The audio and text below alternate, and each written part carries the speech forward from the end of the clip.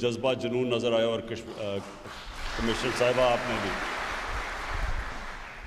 پوری پریزنٹیشن لی، اور انشاءاللہ یہاں جو سب سے بڑا مسئلہ پانی کا تو وہ حل ہو جائے گا۔ باقی مسئلے کہ لڑکیوں کے اسکولوں کے اندر ٹیچرز کدھر سے آئیں گی، اس کا بھی عثمان بزدار کے ساتھ میں نے بیٹھ کے ہم یہ پلان کر رہے ہیں، چیف سیکرٹری بھی یہاں ہیں، ہم پلان کر رہے ہیں کہ کیسے اب ہم نے بچیوں کے اسکولوں میں ٹیچرز بھی لے کے آنی ہیں، اور ہسپتال بھی بیسک ہیلتھ یونٹ ہسپتال ادھر کیسے ہم نے اس علاقے میں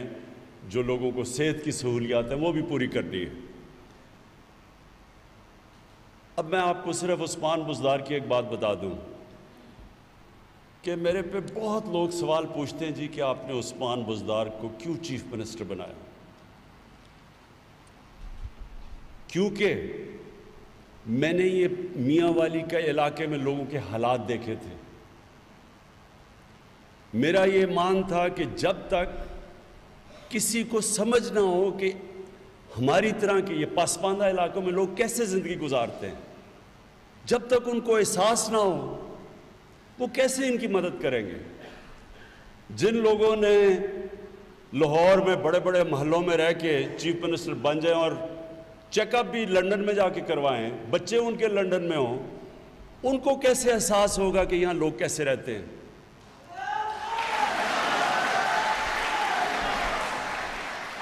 کیونکہ اس وقت پنجاب کا جو سب سے پسماندہ ضلع ہے وہ ڈی جی خان کا جو ضلع ہے، میاں والی سے بھی پیچھے ہیں، وہ مسئلے ان کے میاں والی کے لوگوں کی طرح کے ہیں، وہاں بھی پانی کا بہت بڑا مسئلہ ہے، ادھر بھی ان کی بچیوں کے لیے تعلیم نہیں ہے، ادھر بھی وہ اگر انہیں کوئی کام کوئی بھی تھوڑی سی صاحب حیثیت بن جاتا ہے تو اس کو بچوں کو اسلام آباد یا لاہور لے جانا پڑتا تعلیم کے لیے۔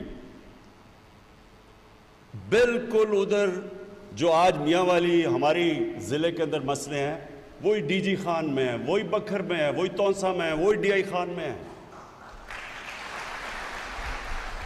تو قوم تو ایسے ترقی نہیں کرتی کہ ایک شہر کے اوپر آپ سارا پیسہ خرچ کریں یا 2-3 شہروں میں وہ آگے چلے جائیں اور باقی لوگ پیچھے چلے جائیں، کوئی قوم ایسے ترقی نہیں کرتی۔ ہم جب مدینہ کی ریاست کی بات کرتے ہیں، جو میں پہلے دن سے جب سے اقتدار ملا ہے میں لوگوں کو کہہ رہا ہوں کہ ہمارا ایک ماڈل ہے، نبی صلی اللہ علیہ وسلم دنیا کے عظیم لیڈر نے جو مدینہ کی ریاست بنائی تھی اس کے کئی اصول بنائے تھے انہوں نے۔ ایک اصول یہ تھا کہ قانون کے سامنے سب ایک برابر، یہ نہیں کہ کوئی لاکھوں کی چوری کرے تو وہ جیلوں میں، اور جو اربوں کی چوری کر کے لنڈن چلا جائے تو وہ کہے جی میں تو قانون کے اوپر ہوں، مجھے تو پوچھو ہی نہ۔ نبی صلی اللہ علیہ وسلم نے کہا تھا کہ میری بیٹی بھی اگر قانون توڑے گی اس کو سزا دی جائے گی۔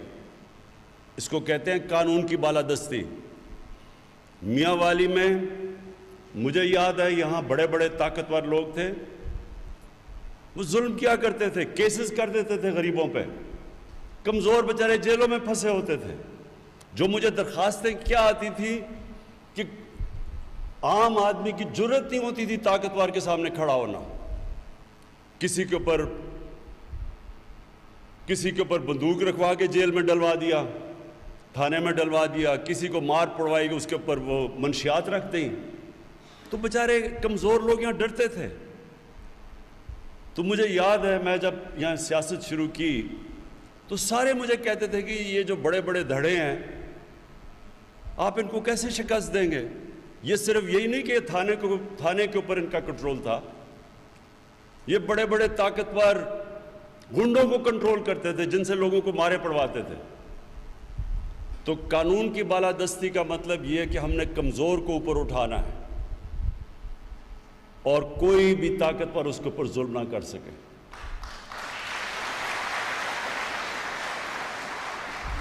اور انشاءاللہ میاں والی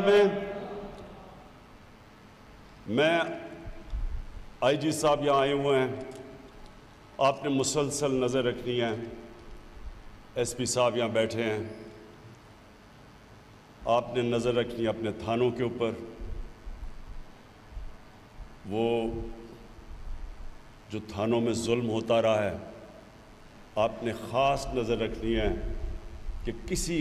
غریب کمزور کے اوپر تھانے میں کسی قسم کا ظلم نہ ہو۔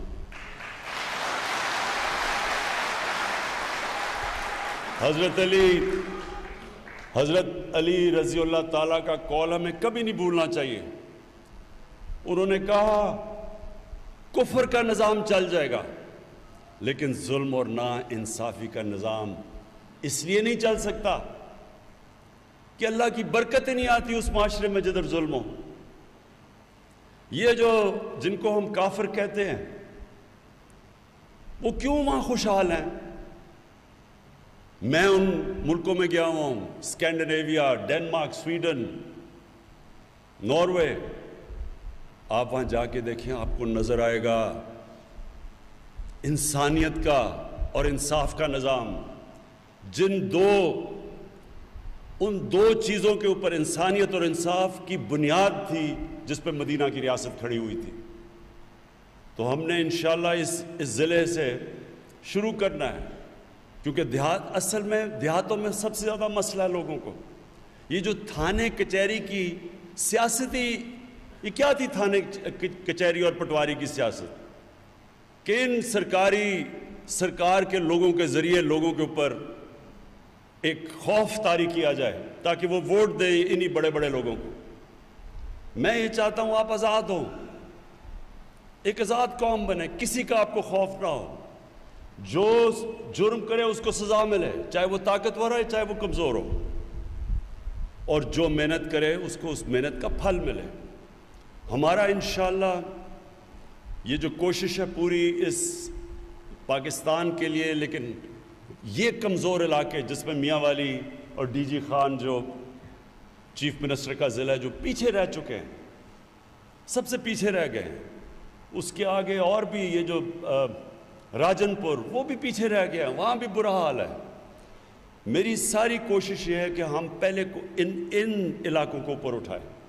ان کی مدد کریں، ان کے سکول ٹھیک کریں، وہاں ہسپتال ٹھیک کریں۔ اب مسئلہ یہ ہے ڈاکٹر نہیں آتے یہاں، اب وہاں سے کہیں جی ڈاکٹر میاں والی میں ہسپتالوں میں چاہیے، وہ آتے نہیں ہیں۔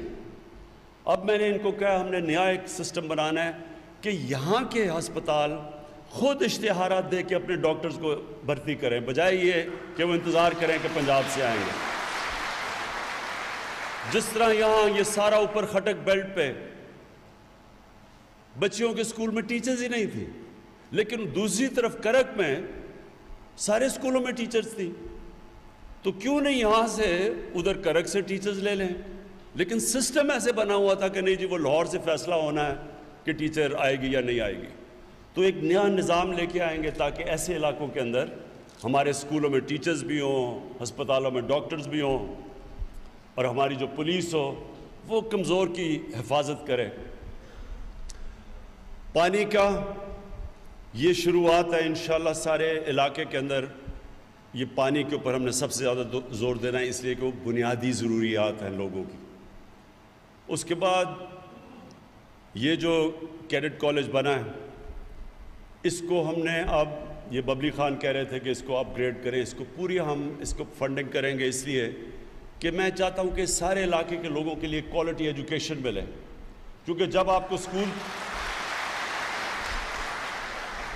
آپ کو پتہ ہوگا کہ یہ جب اس کے بعد میں جا رہا ہوں